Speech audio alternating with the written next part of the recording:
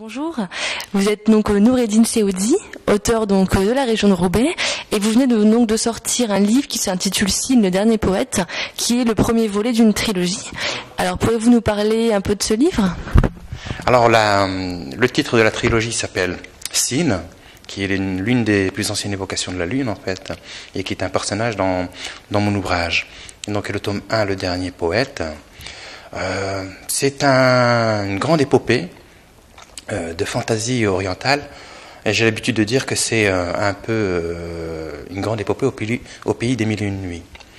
Donc voilà, donc je suis historien, et donc tous mes personnages et tous mes noms de lieux ont une base mythique ou historique. Tout ceci mis dans une grande aventure qui traite, dans la trame principale, s'articule autour d'un arbre de la poésie, qui est un peu le garant de l'équilibre du monde que j'ai créé, et bien entendu cet équilibre va être rompu. Donc par des forces un petit peu obscures, et va s'en suivre une grande aventure entre mes personnages en fait. Un arbre, on sait qu'un arbre de la poésie doit renaître. Au fil du temps, on va s'apercevoir que cet arbre-là, qui est lié à une étoile qui s'appelle Suel, donc quand l'étoile apparaît dans le ciel, on sait que l'arbre est né. Et donc cet arbre-là, on doit souffler un poème de lumière. Et donc ce poème de lumière, il y a un porteur, il y a quelqu'un qui le porte, et ce porteur doit se rendre, il est le seul à connaître le chemin pour se rendre à l'arbre, et il va donc avec des amis se rendre auprès de cet arbre.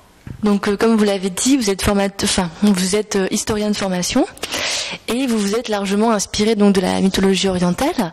Donc en fait votre livre, comme vous venez de l'expliquer, il est beaucoup comment dire ça ?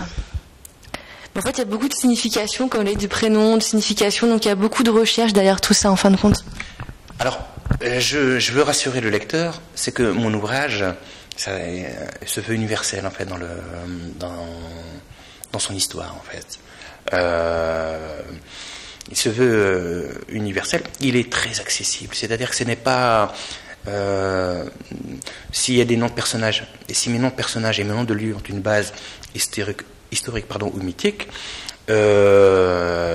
pour un lecteur profane, en fait, comme quelqu'un qui ne connaît pas la culture de cette région, ben c'est pas grave. On va dire, ça restera une belle histoire, avec des noms, on va dire, un peu étranges, mais ça s'arrête là, en fait. Et j'ai essayé d'écrire d'une manière très simple, pour justement que ce soit très abordable, en fait. Pourquoi la mythologie et pourquoi l'imaginaire proche-oriental et maghrébin ? C'est parce qu'on connaît... Alors d'abord, c'est parce que je suis passionné, moi, par les mythologies d'une manière générale, qu'elles soient, on va dire, orientales, grecques, égyptiennes ou celtiques, ou même germaniques ou finnoises. Donc je suis vraiment passionné par les mythologies. Et puis je me suis rendu compte, en lisant plusieurs ouvrages, qu'on parlait très souvent des mythologies dans des ouvrages de fantasy ou fantastique, de mythologie celtique, germanique, finnoise, beaucoup de l'Égypte d'ailleurs également, mais très peu en fait sur l'imaginaire proche-oriental et maghrébin, dont on a en fait un tout petit aperçu dans les mille et une nuits, mais finalement qu'on résume à des histoires comme Aladdin ou Ali Baba et la 40 voleurs, qui sont, on va dire, qu'on considère ici comme faisant partie des mille et une nuits, mais qui à la base ne le sont pas vraiment en fait. Bon, je ne vais pas entrer dans le détail. Ils sont aussi très romancés surtout. C'est très romancé. Les djinns, donc le génie qui est dans la lampe par exemple, moi je parle énormément des djinns. Donc, mais les djinns, mes djinns n'ont rien à voir avec ceux des mille et une nuits. Moi, ce sont des djinns sur lesquels j'ai beaucoup travaillé, j'ai fait beaucoup de recherches, et ce sont des djinns qui ont des caractères, on va dire, très différents, qui ne sont pas forcément maléfiques, qui ont des histoires, on va dire, il y a des démons révoltés, il y en a qui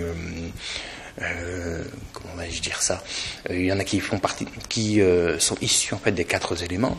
Alors parce qu'il y a des djinns, mais quels djinns? Alors il y a le maride, il y a les frites qu'on connaît, il y a le chic, qu'on connaît beaucoup moins, le coutroube, donc des djinns un peu, pour certains très effrayants, donc que j'ai mis en scène dans l'ouvrage. Donc il y a un bestiaire qui est complètement nouveau. Donc moi, je n'ai pas d'elfes. Je n'ai pas d'elfes. Par contre, j'ai des nains. Pourquoi? Parce que les nains faisaient partie de cette région dans l'imaginaire, et ils les appellent les Nisnas. J'ai des oiseaux un peu... des oiseaux fantastiques comme le roc, ou le rouk, en fait, donc qui est un oiseau géant, capable de... Alors, on disait capable de soulever un éléphant. Il y en a un oiseau, il y a un autre oiseau fabuleux qui s'appelle le simorgue.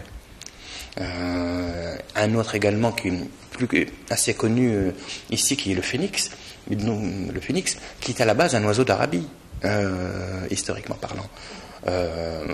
Et moi je lui ai donné son nom premier, qui est Anka'a, Al-Anqa en fait, en arabe. Donc voilà, ensuite j'ai pris, alors je me suis énormément amusé avec le nom des étoiles en fait, avec les étoiles, parce qu'il faut savoir que 2/3 des noms des étoiles les plus connus, en fait, ont une origine arabe. Et donc, je me suis servi de ces noms d'étoiles pour faire à la fois ma carte, mon monde, et puis également, pour certains de mes personnages et mes lieux. Vous avez donc créé une carte, un monde, en fin de compte. Est-ce que vous pouvez nous le présenter?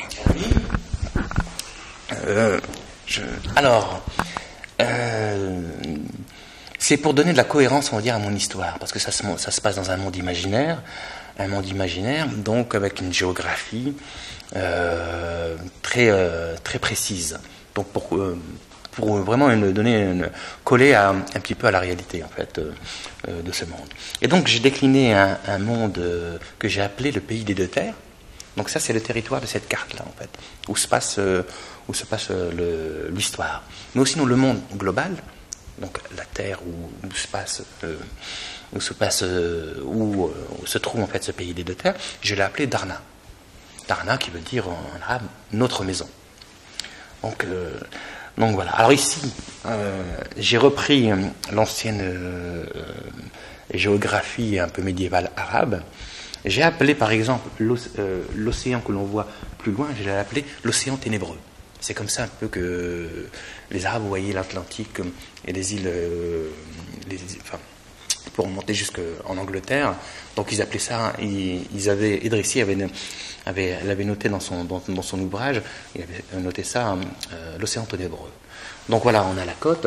Et donc j'ai repris les noms d'étoiles et les noms de constellations pour cette carte, et des noms un petit peu plus historiques en fait qu'un lecteur averti pourra retrouver. Par exemple, Sad al-Su'ud, que l'on voit ici, veut dire la propice des propices, c'était le nom d'une étoile. Fomal Haute veut dire la bouche du poisson. Là où Silmal, dont je vous ai parlé tout à l'heure, donc c'est Razal Gol, et donc c'est la tête de l'ogre, et on se trouve en Eresh Kigal, en fait, donc capitale des enfers. Et donc j'ai une plaine qui s'appelle Gandzir, Gandzir étant la porte des enfers. Donc il était gardé par Neti, et je reprends ce nom de Neti. Donc il y a le Naharina, c'est ainsi par exemple que les Égyptiens nommaient le pays des rivières, le Tigre et l'Euphrate, donc la Syrie, un peu l'Irak actuel en fait.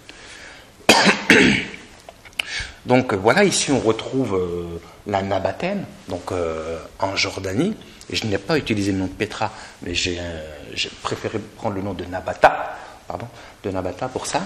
Nanoufar, c'est le nom original de Nénuphar, qui est un nom égyptien. Rastaban, par exemple, c'est le nom d'une étoile, qui est passé de l'arabe au français, mais qui a tellement été déformé. Et en fait, à la base, ça veut dire la tête du dragon. Donc, et c'est là que c'est une forteresse sur laquelle où un poète sorcier en fait y vit. Donc voilà. Alors il y a une légende, bien entendu, avec tous les sigles, une échelle et des vents pour indiquer la direction. Alors, donc là, on a eu donc Sil, le dernier poète, donc qui est le premier volet de la trilogie. Et donc, ce sera pour quand, donc votre second volet? Alors, le second volet devrait sortir l'année prochaine. Alors, en septembre ou octobre, on ne sait pas encore. Le second volet est écrit, hein, donc Donc il sortira, il n'y a pas de problème à mon avis pour sa sortie, et je vais m'attaquer au tome 3 en fait. Donc voilà, et ça monte crescendo, et dans l'histoire, et dans l'épopée, et il n'y aura que 3... c'est une trilogie, c'est-à-dire que je ne vais pas faire de 4e ou de 5e, c'est vraiment une véritable trilogie. Alors où peut-on trouver votre livre ? Alors le livre est dans toutes les bonnes librairies de la région. On peut le trouver également donc au Furet, à la Fnac. On peut le commander par internet, soit à la maison d'édition, que sont les éditions Atria. Donc c'est une maison d'édition de la métropole lilloise.